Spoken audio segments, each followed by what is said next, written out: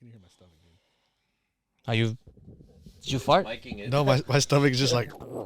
It's because you haven't eaten anything all I'm day. hungry. I'm hungry too. I might go get Whataburger after this. Oh, Hey, Whataburger. Taco Madre, man. Oh, Taco Madre. Some beans. Yo, if y'all ever been to Taco Madre, that's the spot right there. It's the green bus with the drive-through. Yo, that's the way that I always say it like that. I'm always like, it's a taco bus with a drive-through, and everybody's like, what? I'm like, yeah, we upgraded up in this bitch. Yeah. Like, yo, Miami might have invented the taco bus, but we perfected the taco bus. You know what I mean? Get the fuck out of here. Yeah. Shit. So what are we talking about? We're talking about the... Let's talk about all kinds of stuff, man. The newest thing... The world. The newest development that got me very excited is the... so I'm a big Mars Volta fan, and they just put out... All of us in here, bro. Oh, yeah. Wait, yeah. So... They put out this cryptic thing like they always do. Where it just had coordinates and like their new font. Yeah, you sent it to me. I'm gonna look. Yeah, and you're like, what does that mean? Wonder what's there. And if you follow the coordinates, there's this park in L.A. And if you show up at the park, they had this big giant black box, like what's it called again? Like a cube, like a giant cube. Yeah, where all the Muslims pray to Mecca, and they have that big black box kind of a thing. Same kind of situation, but you can go in the box, and it's a listening booth. Oh. And they have the new single, which is really exciting because I haven't heard any Mars Volta you heard it? in a long time. Play it real quick. Play it, and I'll just mute this. I'll just mute this part. Okay. You haven't heard it? No. I thought you heard it. Yo, you go. Brandon sent it to me, and I didn't click the link. Play it. Bozo. Yeah, it's gonna. It caught me off guard because it's Latin. Okay. Oh, okay. It's like a Latin feel. Which is it's not the first time that the Mars Volta does stuff that's Latin because he speaks Spanish or whatever. So like Así Los Magdalena has been like, you know, they've sang in Spanish and shit, but like this is like Latin. Okay, like the music. Not just the language. Yeah, like the music. Yeah. All right. Hold on, it'll come up. I'm curious about the lineup. Who's playing drums? That's what I want to know. Especially with this. Right. Wow. It's different, right? I love it. Yeah.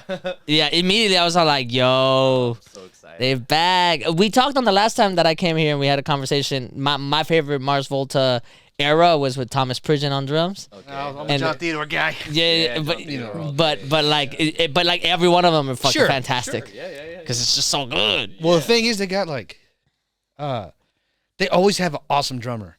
Like, there's such a rhythm-heavy band that, like, no matter who they get, it's gonna be a dope drummer. And it's so fucking complicated. Yeah. It's like rhythm-heavy, but it's so fucking complicated. I think that one of the reasons that it sounds so complicated is the way the drum parts are being composed is completely up to how the song is being composed, which is Omar and Cedric only, and they strictly did that for so long. Yeah. My understanding of it is the way I've heard Thomas Pridgen talk about it. Yeah. He had rubs with that, where he's just like, "Hey man, I'm just trying to like get on the song." You know? Yeah. Like, no, just play this part, just do what I say. And then I'll chop it up and I'll make it sound like I need it to sound. That's kind of fire too, though. It's amazing that you can do that. That's kind of amazing that they're just like, no.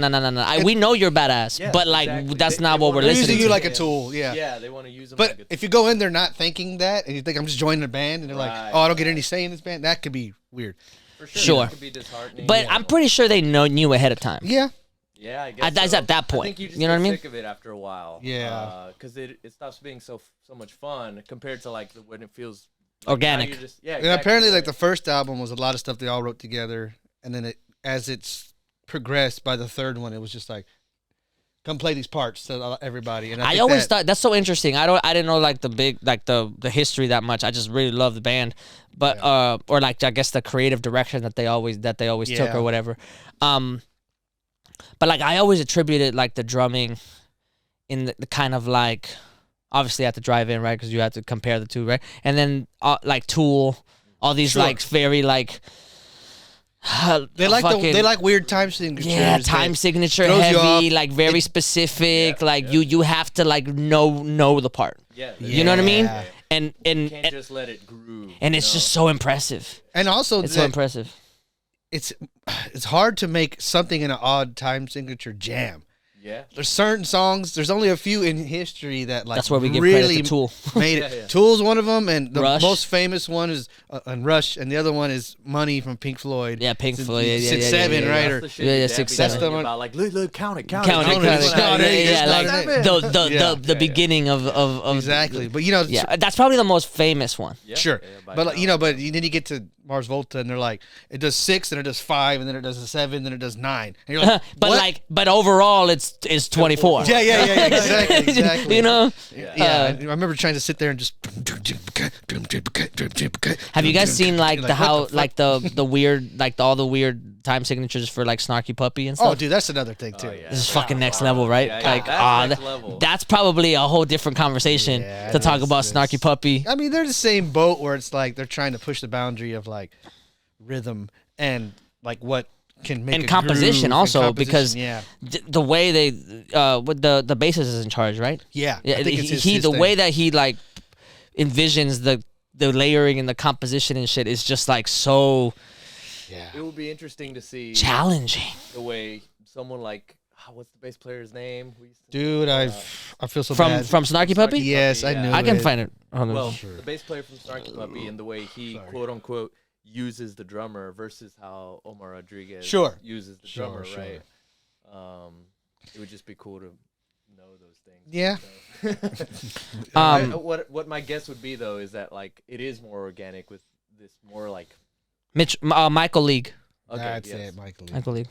They definitely take a more like academic or like classical approach to playing music where it's like, you know, they've But you know, it still doesn't feel robotic. no, I don't mean it like that. You know what I just mean? mean well, compared to like someone like Mars Volta, who Yeah, feels more like, although they aren't now, they're pretty mainstream. But when they were happening, it felt very like underground music. Felt or, underground like, and garage in a lot of way. garagey and like it had like roots in. And it was so something cutting edge. experimental too, especially experimental. live. Where it's just like these guys are doing feedback for like, you know, or Yeah. like or their song, they extended it, went into 3 other songs, and it came back to the song Yeah, they started with again. It was a whole You know, vibe. the whole Yeah. thing. It Yeah. wa- you know who really like I guess historically one of the biggest bands to like really do that kind of like avant-garde like playing experience to where people were like, no, you have to watch them live and from the very beginning feel the vibe of it out was Grateful Dead. Oh yeah, yeah. for Where sure. where you're just like, yo, like That was Jerry, arguably the first jam band, You right? had I to mean- be at the Jerry Garcia show, and like some of them were horrible. sure. Like some of them were like that was not it. They were but the all- one in '77, Yeah. like Yeah, the one, yeah. you know what I mean? Like this, the one in '72, they were all on a lot of acid. like that, like things got you know weird. what I mean? It was like the right amount of heroin. It wasn't just like some Oh yeah, like for sure. it wasn't an accident, you know.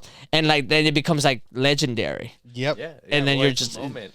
They're really like what do you call it? They're doing like alchemy of a moment. They're trying to really make Alchemy a of moment. them. you That's know? the right. Well, That's yeah, the especially perfect. because they know people are following them around this Right, whole Once you become aware tour. of that, You're kind of like, we got to switch this up every time, do something new, there's something else you to know. build. I on, watch too. I watch and listen to Jerry Garcia sometimes, and I'm just like, this man was like on another planet Oh yeah, most of the time. We went to go see a Sun Ra documentary, and like Sun Ra's whole thing, that man's from another planet. Yeah. Like, I mean, he wasn't apparently didn't do drugs or anything either, which blows my mind because he sounds like he did all drugs, you know. But He was the drug. He was drugs, but he just has such a like connection with like the only way to leave your imprint in history is to keep making these sounds. It pushes the boundaries of like all we have to communicate with the universe is the sound, you know, and like so it's a very cosmic language, and he knows that you have to be on it to really do it right, and you know, but you could also just you know, there's this artist that I like. His name is Moondog. Oh, yeah, You I guys know heard? Moondog, yeah. Moondog, and he's like this like mountain man. yeah, You know what I mean? Where it's kind of the same Same kind of thing, vibe, yeah. Where it's just like I'm just connected to the universe, yeah, man. he's playing it And- for a whole different reason, you know. It's a, Yeah. it's your connection with I higher feel space. this like I feel a little torn when I encounter artists like that, like Sun Ra being a really prime example of somebody who like there's this romance to like a reckless abandon of all normalness and like fuck being human. I'm here to connect with music, or Yeah. like fuck being human. I'm here to be passionate. Let's put it that way. Yeah, It doesn't yeah, have to yeah, be yeah. Music. It's so romantic. or and I'm a it's so, vessel like- for it. Yeah, I'm a sure, vessel for it. Yeah, yeah. exactly. completely devote yourself to something, anything. You know, that's all fascinating, and it's again, romantic, because we all are looking for meaning Yeah, and yeah. stuff. But then again, like even watching the documentary or like encountering people like this, or sometimes becoming a person like this myself, I at a very early age decided that I was going to be a student of music, whatever that means. And I still carry that with me, but along the way you encounter like ways where you have to make choices, like as an adult eventually, you know, and Compromises. like, compromises, and to be a good person isn't the same thing as being a passionate person or being somebody who's the ultimate connection to music. Maybe that person isn't a good person, you know? Yeah, for sure. Yeah, I mean, how many? Very not selfish, is you know? kind of the right word there. Yeah. How many times have you heard like these like stories of like really phenomenal people that impacted history that then you look at like personal accounts and they're like, no, they were assholes. Yeah. Like, you know what I mean? It's Like, true. and then there lies the idiom of like of or like the aphorism of like never be friends with your idols. Yeah, Oh, sure. You know what I mean? Sure. Because then you're You'll gonna find out. you'll find out exactly how you're like what it takes to be Person great. they Oh, are. you're You know what I really mean? trash. Damn. Yeah, and then that's always stuck with me. It's just Yeah. like be careful who your heroes are, Yeah, or yeah. keep your heroes at a distance. All of those things are like around the same vein or whatever. Or at least, I guess what they're really trying to get is have an understanding that we're all human beings. Yeah. And even if someone seems Superhuman. more superhumanly Yeah. connected to something divine or something sacred, there's a duality they're to them. still, they live in the reality you live in. They still go take a shit. Yeah, they